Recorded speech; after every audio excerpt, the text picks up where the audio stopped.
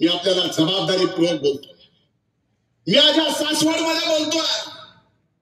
पौराणिक काळापासून पवित्र असलेल्या भूमीवर बोलतोय.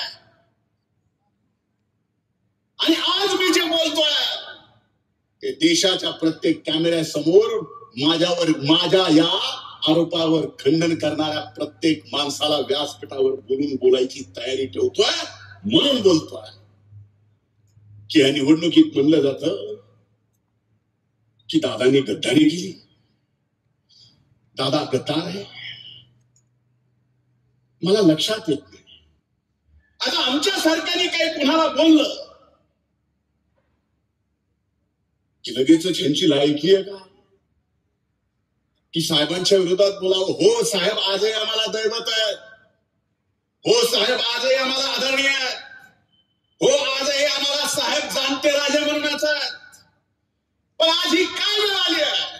जाणता राजाला घर नसतं, पोर नसतं, बाळ नसतं, संबंध राहतात त्याची कुटुंब असतं. पण आज मात्र त्या जाणते राजाला रयतेमध्ये कुटुंब मध्ये आपल्याला निवड करावी लागती. ही वेळ येणं, ही वेळ काय आहे.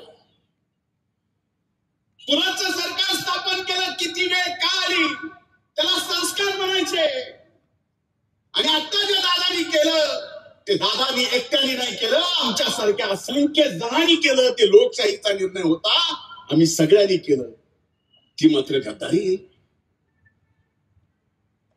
2014 मध्ये जे केलं ते मात्र संस्कार आहेत.